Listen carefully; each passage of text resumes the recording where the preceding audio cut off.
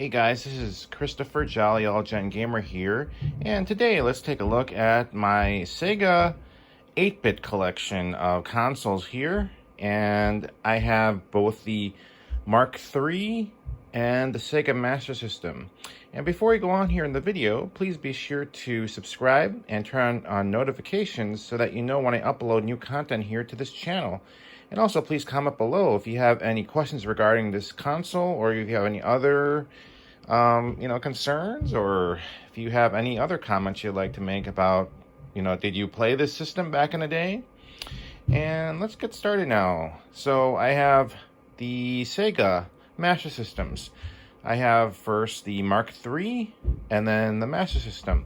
So let's get started now. And these are the successors to the Sega SG-1000, which was Sega's first system, actually.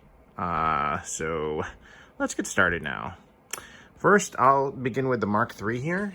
The Sega Mark III came out in 1985, and this came out after the Sega SG-1000 and the Sega SG-1000 II. And basically, this looks similar to the SG-1000 II, which has like this rectangle shape thing here. And this one says Sega Mark III on it. I'll just read what it says here on the console. This computer video game console designed for simple operation is guaranteed to give you the maximum in gameplay satisfaction. Sega. So, this console was 8-bit, and again, it was released in 1985. So this one has the opening for the door for the carts. This was the original Master System, actually. The original. And there's where the cart port goes. And here's where the cart slot. If you're familiar with the Master System, you know what the cart slot is. So, that's where the cards go, the Sega cards. And, again, the Mark III logo, some venting. I had to clean this up because I had gotten this used, of course. This part here, if you bring it down here, and I like it says computer TV game, so you bring this thing down. There we go. It's hard to open that one with one hand. So what you're wondering, what is this slot for? There's a cart bay there, and you're supposed to put the FM sound.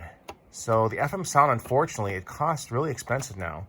Either if you find it on eBay or Yahoo Auctions, if you do a proxy, it's still expensive. Normally, the FM sound unit goes for at least $80, $90, over $100.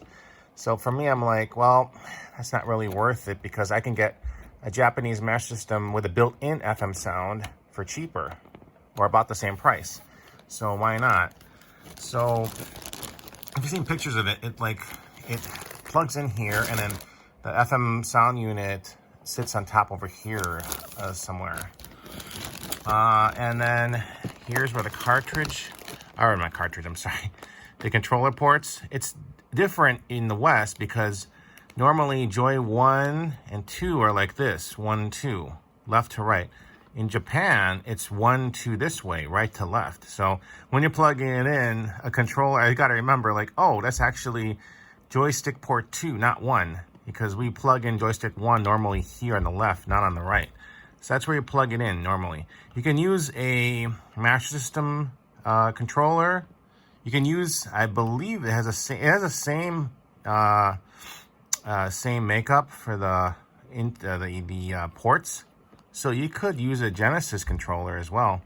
But there's certain games that don't utilize the feature. So I just use a real joystick or controller. And these are, sorry, it's in a plastic bag. I just wanted to, won't lose it and keep things orderly. So this is what it looks like. It says Sega, it says Joypad. So that's how the Mark III controller looks like. I was gonna say Master System, but it is Master System, but it's called Mark III. So there's a Sega logo, and if you're wondering why these are designed like this on the right and left, that's where you place these joypads. You're supposed to put them there. So it looks, they did some innovation. That's where you put it. And then let's take a look at the back here. Well, let's take a look at the bottom first since I'm already Okay, so more venting here. Venting up there. And then it says Sega. I can't read what that says in kanji. Sega Mark III. Serial number. DC 9 volt. I don't know what that says. Patent pending. Made in Japan. There you go. And then on the back of the Mark III, you have a space for, well, this is for RGB. That's awesome. Think about it, 1985 RGB. The Famicom only still had RF. And it only released the AV Famicom like in the early 90s. So RGB for the Master System, that is amazing back in, or Mark III, I keep saying Mark III, 1985, wow. And then this is for RF. Not my preferred, use for this system. The channel 1 and 2, which would be 95, 96. The AC adapter, and then this is the on-off. There you go. Again, nothing on the sides here, nothing on this side. And this thing is fairly light. So this is the Sega Mark III in a nutshell. The first Master System. So there we go, in white. So then they released in 1986 the Master System in like North America and in Europe. And then they released the Master System again. They rebranded it in Japan in 1987. And they came with this. Everyone's familiar with this. This was actually my first system. Well, one of the, was it? Yeah. I had gotten this, my parents got like me in 1989. I think. I was still really little kid. I can't remember. I had to see it through photos. But yeah, Master System. So this is the Sega Master System. It's a similar look as the North American and European, but different because you've probably seen our videos what they talked about it. The cartridge slot port is different. This is more narrow to fit this thing, the Mark III, and also the SG-1000, SG-1002 slot. This one has rapid instead of reset. This is where the reset button goes. And the same pause like in the American and European Master System. This one has the same, this is how I remember controller 1 and controller 2, not the other way around. So this is how I remember that. Same like thing here, I remember. Same place for the card input. The difference is also here, 3D glasses. There was no 3D glasses input here in North America and Europe. Where you put the 3D glasses is in the card slot here, normally. I never had the 3D glasses growing up. So, let's see what else. Same power. And then again, this one has FM sound built in, so I don't need to buy that more expensive accessory for the Mark III. It's already built in here. So on the back, we have venting up here, and then there is no RF. They already figured in 1987, you shouldn't be using RF anymore. Sega's like, well, let's give them the RGB already. So they just gave the AV out RGB and then the AC adapter. So there you go. For this one though, there's no space, there's no spot to put your controller and your controllers and rest them. So yeah, and we have back here, I always wondered when I was a kid, what is this? So when you open it, it's like a port. I think they were going to do more expansion of something. I got to read. I do not know. Maybe someone knows. If someone in the comment section below, tell me, or tell the viewers what this expansion would have been. I think it's for more memory or another accessory. So we have this. Down here, more venting. And down here, it says Sega Master System. Model MK-2000. So if you're wondering the model number for the Japanese Master System, it is MK-2000. I needed to know that because I wanted to get the Japanese Master System, even though I grew up with American Master System. Well, I didn't really grow up. I only had 1 year. Then I already moved on to the Genesis and whatever. But that's how I remember this model, because that's the one if you want to get the coveted FM sound built in already. So you have to look for that. Then it says, this is funny because this one was in Japanese. This one is more American already. It has everything in English. Like the model number, the rating, use Sega AC adapter only, the serial number, Sega Enterprises Limited, made in Japan.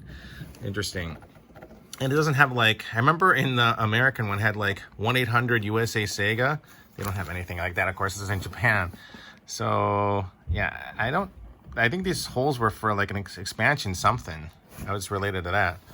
So there's really nothing else to see down here. And yeah, that's really about it. Nothing on this side and nothing on that side. So, and oh yeah, here's how if you remember how the controllers look like, this is how the Sega one looks like. There you go. I'm more familiar with this looking one. Sega, and the start button's there because there's no start button on the controller.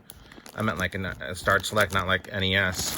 So there you go. There you have it. And then if you're wondering how I play American games, well, this is the EverDrive I showed in a previous video a few months back from China. It takes a while though. Expect a month for it to be delivered into America. And there's I just used a blank, or I used this Mahjong. I just took it out. In order to remove, by the way, the carts on these, you have to go to the hole, to the screws here behind the sticker. I would just use like a common Mahjong game, which I don't really care about. So I just used that, took out the cartridge slot and put the adapter that you can get in America or wherever. It is the pin, so that you can play Master System games, North American Master System games, or in Japanese Master System or Mark III. So got that, but this is also to play American Master System games on your Japanese Master System or Mark III. Anyway, but that's really about it with this system. It's a great system. You can play SG-1000 games on here. You can't play SG-1000 games without the EverDrive on the American Master System and the European one. But the Japanese one, you can play physical SG-1000 games, along with that, the Mark III. But yeah, this system is ahead of its time. I felt, of course, this is superior, like hardware-wise, than the Famicom. And also, well, it's inferior, of course, to the TurboGrafx 16 or PC Engine. But anyway, I just wanted to show really quick my Sega 8-bit collection. The Mark III and the Master System. Anyway, thank you again for watching. And until next time, you guys have a good one. Take care.